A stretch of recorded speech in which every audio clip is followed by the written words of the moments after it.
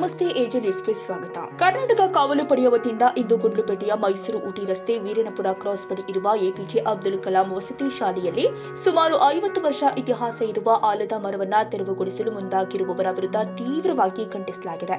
ತದನಂತರ ಪಟ್ಟಣದ ಅರಣ್ಯ ಇಲಾಖೆ ಸಹಾಯಕ ಸಂರಕ್ಷಣಾಧಿಕಾರಿಗಳು ಆದ ಸುರೇಶ್ ಕುಮಾರ್ ಅವರೊಂದಿಗೆ ಚರ್ಚೆ ಮಾಡಿ ಮರಗಳ ಹರಾಜಿಗೆ ಕರೆದಿರುವುದನ್ನು ಹಿಂಪಡಿಬೇಕು ಅಂತ ಮನವಿ ಸಲ್ಲಿಸಿದ್ರು. ಇದೇ ವೇಳೆ ಮನವಿ ಸ್ವೀಕರಿಸಿ ಹರಾಜಿಗೆ ಕರೆದಿರುವುದನ್ನು ಸ್ಥಗಿತಗೊಳಿಸುವುದಾಗಿ ಭರವಸೆ ಕೊಟ್ಟಿದ್ದಾರೆ. ಈ ಸಂದರ್ಭದಲ್ಲಿ ಕಾವಲು ಪಡೆಯ ತಾಲೂಕು ಅಧ್ಯಕ್ಷರು ಆದ ಎ ಅಬ್ದುಲ್ ಮಾಲಿಕ್ ಮಾತನಾಡಿ, ಮರ ಕಡಿಯೋದ್ರಿಂದ ಪರಿಸರ ಹಾನಿ ಉಂಟಾಗುತ್ತೆ, ಆದ್ರಿಂದ ಯಾವುದೇ ಕಾರಣಕ್ಕೂ ಮರವನ್ನ ತೆರವುಗೊಳಿಸಬಾರದು ಅಂತ ಒತ್ತಾಯಿಸಿದ್ರು. ಆಯ್ತು, ಪ್ಲಾನ್ ಚೇಂಜ್ ಮಾಡ್ಸಕ್ ನಾವು ಶಾಲೆಗೆ ಭೇಟಿ ಕೊಟ್ಟು ಆ ಪ್ರಿನ್ಸಿಪಲ್ ಸಂಬಂಧಪಟ್ಟ ಹೇಳಿದಕ್ಕೆ ಅವರು ಕೂಡ ಹೋಗ್ತಾ ಇಲ್ಲ. ಹೊರ ಹೋಗೋದು ನಮ್ಗೂ ಇಷ್ಟ ಇಲ್ಲ ಸರ್, ಆದ್ರೆ ಈಗ ನಮ್ಗೆ ಗೊತ್ತಿಲ್ಲ, ಅದು ಪತ್ರಿಕೆಯಲ್ಲಿ ಬಂದಿರೋದು ಗೊತ್ತಿಲ್ಲ ಅನ್ನೋ ಒಂದು ಮಾತನ್ನ ಸಾಧನೆ ಇಲ್ಲ ಅವ್ರು ಹೇಳಿದ್ರು.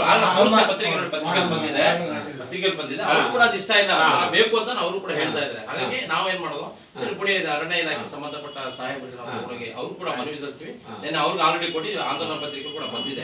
ನೆನ್ನೆ ಅವ್ರು ಹೋರಾಟ ಮಾಡ್ಬಿಟ್ಟು ಬಂದಿದ್ದೀವಿ. ದಯಮಾಡಿ ಪರಿಸರದ ಕಾಳಜಿ ವಹಿಸಬೇಕು ಅಂತ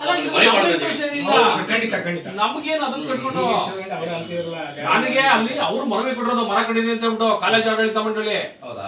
ಅವ್ರು ಮನವಿ ಕೊಟ್ಟಿರೋದು ನಮಗೆ ಸಂಬಂಧ. ಇದೇ ವೇಳೆ ಜಿಲ್ಲಾಧ್ಯಕ್ಷರು ಆದ ಅಬ್ದುಲ್ ರಶೀದ್, ಟೌನ್ ಉಪಾಧ್ಯಕ್ಷರು ಆದ ಸಾದಿಕ್ ಪಾಷಾ, ಟೌನ್ ಸಂಚಾಲಕರು ಆದ ಮಿಮಿಕ್ರಿ ರಾಜು.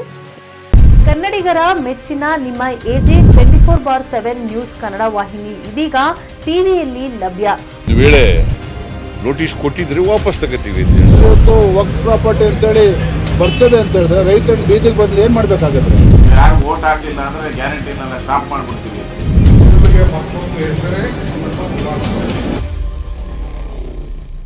ಕರ್ನಾಟಕ ಮತ್ತು ದೇಶ ವಿದೇಶ 360 ಡಿಗ್ರಿ ಸುದ್ದಿ ಹಾಗೂ ಉತ್ತರ ಕರ್ನಾಟಕ, ಬೆಳಗಾವಿ, ಬಾಗಲಕೋಟೆ, ಧಾರವಾಡ, ಹಾವೇರಿ, ಗದಗ, ಬಿಜಾಪುರ ಜಿಲ್ಲೆಯ ಕ್ಷಣ ಕ್ಷಣದ ವಿವರವನ್ನ ಪಡೆಯುವುದಕ್ಕೆ ಎಜೆ 24/7 ನ್ಯೂಸ್ ಕನ್ನಡ ವಾಹಿನಿಯನ್ನ ಲೈಕ್ ಮಾಡಿ, ವಿಡಿಯೋಗಳನ್ನ ಶೇರ್ ಮಾಡಿ, ಕಮೆಂಟ್ ಮಾಡುವ ಮೂಲಕ ನಮ್ಮ ವಾಹಿನಿಗೆ ಸಹಕಾರ ನೀಡಿ ಮತ್ತು ಚಾನೆಲ್ ಅನ್ನ ಸಬ್ಸ್ಕ್ರೈಬ್ ಮಾಡಿ.